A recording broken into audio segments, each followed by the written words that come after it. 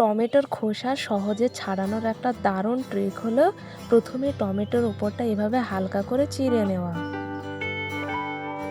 এরপর একটা বোলে টমেটো নিয়ে তাতে ফুটন্ত জল ঢেলে দিন। চামচ দিয়ে ওলটপালট করে মাত্র 30 থেকে 40 সেকেন্ড রেখে দিন। এতে খোসাগুলো নিচ থেকে আলগা হতে শুরু করবে। দেখুন হাত দিয়ে হালকা টান দিলেই খোসাগুলো কত সুন্দর উঠে আসছে।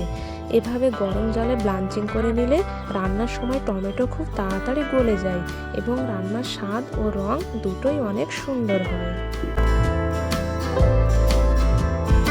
এরপর টমেটোগুলো ছোট ছোট কিউব করে কেটে নেব।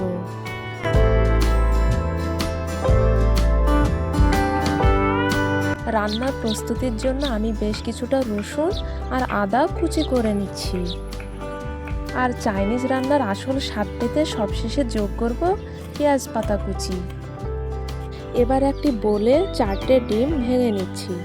রান্নার পরিমাপ অনুযায়ী আপনারা ডিমের সংখ্যা বাড়িয়ে বা কমিয়ে নিতে পারেন। এতে দিয়ে দিচ্ছি সামান্য নুন আর গোলমরিচের গুঁড়ো, যা ডিমের স্বাদকে আরও বাড়িয়ে দেবে।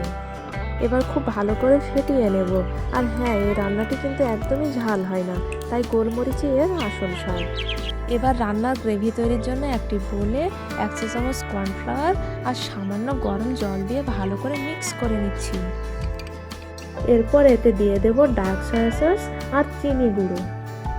সব উপকরণ আবারও একবার ভালো করে মিশিয়ে নিলেই তৈরি আমাদের স্পেশাল সস মিক্স।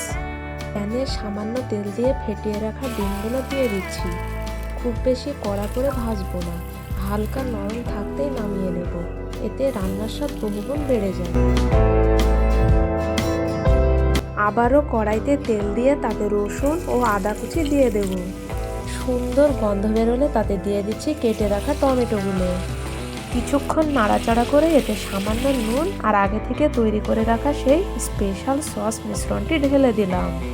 সস আর টমেটো মিশ্রণটা যখন একটু ঘন হয়ে আসবে তখন এতে আগে থেকে ভেজে রাখা ডিমের ঝুড়িগুলো দিয়ে দেব। 2 মিনিট হালকা আঁচে নাড়াচাড়া করে নেব, যাতে ডিমের ভেতর সব মশলার স্বাদটা ভালোভাবে ঢুকে যায়। নামানোর ঠিক আগে ওপর থেকে বেশ কিছুটা পেঁয়াজ পাতা কুচি ছড়িয়ে হালকা হাতে মিশিয়ে নেব। রান্নার রং আর সুগন্ধ দুটোই কিন্তু দারুণ হয়েছে। ব্যাস তৈরি হয়ে গেল আমাদের Chinese tomato egg star fry. গরম গরম ভাতের সাথে এটি খেতে যেমন সুস্বাদু, বানানোও ঠিক ততটাই সহজ। বাড়িতে অবশ্যই ট্রাই করবেন। রেসিপিটি ভালো লাগলে লাইক দেবেন এবং এমন আরও সহজ রেসিপি পেতে চ্যানেলটি সাবস্ক্রাইব করে পাশে থাকবেন। ধন্যবাদ।